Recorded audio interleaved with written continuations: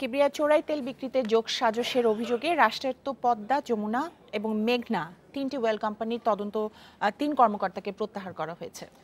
দেখেন, গত কয়েকদিন ধরে আমরা কিন্তু দেখছি যে আসলে প্রশাসনে বা সরকারি সরকারি কার্যালয়গুলোতে একটা শুদ্ধি অভিযান চলছে।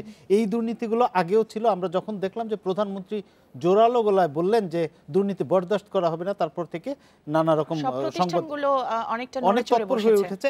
এইগুলো যে যেমন এরকম ধরনের দুর্নীতি, রাষ্ট্রীয় সম্পদের অপব্যবহার এবং দুর্নীতি কিন্তু আমাদের সামগ্রিক উন্নয়নকে পিছু টেনে ধরে। প্রধানমন্ত্রী এই ঘটনাটা বিশেষ করে 2016-র এটা 2019-এ এসে এতদিন কিন্তু চলছিল। সেটি বলছি যে রাষ্ট্রের সর্বোচ্চ পর্যায় থেকে না বললে আসলে হয় না। তবে তারপরেও সাধুবাদ জানাই যে এটি শুরু হয়েছে। এই ৩ কর্মকর্তার বিরুদ্ধে বিভাগীয় তদন্তের নির্দেশ দিয়েছে বাংলাদেশ পেট্রোলিয়াম কর্পোরেশন। এছাড়া বিপিসির সচিবের সই করা একটি চিঠিতে আজকে এই নির্দেশ দেওয়া হয়েছে। চোরাই তেল বিক্রি ও পরিমাণে কম দেওয়ার দায়ে 2016 সালে উত্তরাঞ্চলের 15টি পেট্রোল পাম্পের বাণিজ্যিক কার্যক্রম স্থগিতের নির্দেশ দেয় বিপিসি। তবে এ নির্দেশ না মেনে পাম্প চালু রাখে দিনাজপুরের লুৎফা এন্টারপ্রাইজ, পাবনার মনসুর ফিলিং স্টেশন, নওগাঁর হক ও রতন ফিলিং স্টেশন। গত ডিসেম্বরে ক্রেতা সেজে এসব ফিলিং স্টেশনে যায় বিপিসির তদন্ত দল। এ সময় 4টি পেট্রোল পাম্পে তেল বিক্রির প্রমাণ পান তারা। এসব প্রতিষ্ঠান থেকে জ্বালানি তেল কিনে রসিদও সংগ্রহ করে দলটি। এ ঘটনায় 4টি পেট্রোল পাম্পের লাইসেন্স স্থায়ীভাবে বাতিল করে বিপিসি। কারণ দর্শাতে বলা হয় সরকারি 3 জ্বালানি তেল বিপণন কোম্পানির ব্যবস্থাপনা পরিচালককে। দোষ স্বীকার করে নোটিশের জবাবও দেন তারা। আমাদের যে দ্বিতীয় অভিযোগ, তার বক্তব্য হলো যে সে 1 মাস বা 1.5 মাস যেতে পারেনি। এই সময় তারা হয়তো কোনো কিছু করে থাকতে পারে, যেটা বিপিসি লোকজন যে দেখছি চেয়ারম্যান বলে আমরা জানাই। দেখা যাক কি অ্যাকশন নিচ্ছে। আমরা ইন্সপেকশন করেছি এবং আমরা প্রশাসনের সহায়তা ছাড়াতে এটা সিল করার কোনো রাইট আমাদের নাই। আমাদের রেজিস্ট্রেসি করে তারপর এটা সিল করতে হয়। কারণ এটা তো একটা প্রশাসনের মাধ্যমে সিল করতে হয়। অলরেডি আমরা একটা মিন টাইম সিল করে দিয়েছি, ব্যাখ্যা চেয়েছি এবং আমরা পাম্প অলরেডি বন্ধ করে দিচ্ছি। আমরা ব্যবস্থা নিয়েছি। বিপিসির নির্দেশনা পাওয়ার পরে ওদের মালিকানাধীন আরেকটা পেট্রোল পাম্প ছিল, ওইটাও বাতিল করে, ওইটাও করে রাখছি। আমরা একটা রিপোর্ট দিতে বলছি।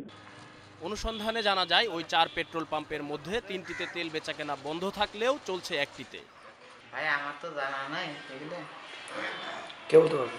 এগুলো কেশিয়ার বলতে পারবে, উনি আসবে কিছুর মধ্যে।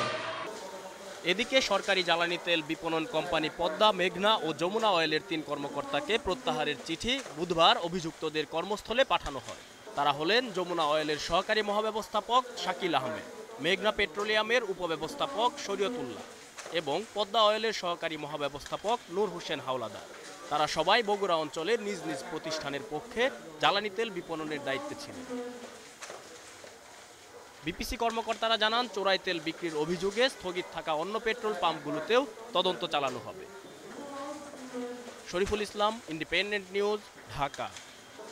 এ নিয়ে বিস্তারিত জানাতে বার্তা কক্ষ থেকে যোগ দিয়েছেন সহকর্মী শরীফুল ইসলাম। শরীফুল, কারণ দর্শানোর নোটিশের জবাবে 3 জ্বালানি তেল বিপণন কোম্পানির ব্যবস্থাপনা পরিচালকেরা ঠিক কি বলেছেন?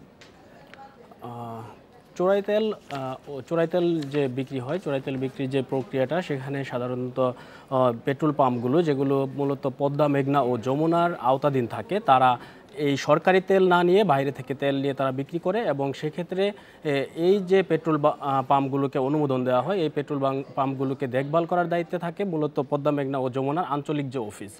পদ্মা, মেঘনা, যমুনার আঞ্চলিক অফিস বগুড়া অফিস থেকে মূলত উত্তরাঞ্চলের সবগুলো পেট্রোল পাম্পকে তদারকি করা হয়।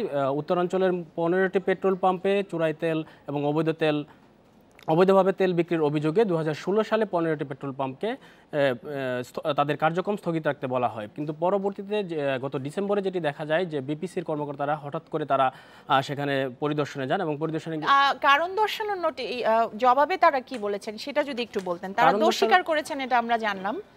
কারণ দর্শানোর নোটিশ সম্পর্কে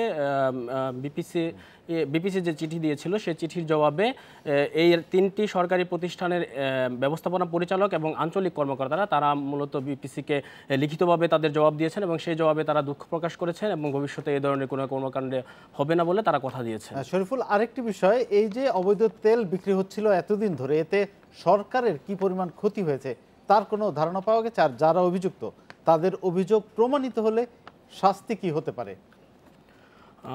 মূলত কি পরিমাণ ক্ষয়ক্ষতি হয়েছে বা সরকার কি পরিমাণ রাজস্ব হারিয়েছে বা সরকারের কি ধরনের ক্ষতি হয়েছে সে বিষয়টি ক্যালকুলেশন করা সম্ভব হয়নি, কেননা 2016 সাল থেকে এসব পেট্রোল পাম্পে পেট্রোল বা ডিজেল কেনাবেচা বিক্রয় নিষিদ্ধ থাকলেও এটা যে 2016 থেকেই তারা বিক্রি করে আসছিল বিষয়টি এমন নয়, কেননা কেবলমাত্র গত বছরের ডিসেম্বরে যখন একটা পরিদর্শন হয় ঠিক তখনই দেখতে পাওয়া যায় যে সেখানে তেল বিক্রি চলছে। সেই কারণে মোট কি পরিমাণ ক্ষয়ক্ষতি হয়েছে সেটা আসলে হিসেব করা সম্ভব হয়নি।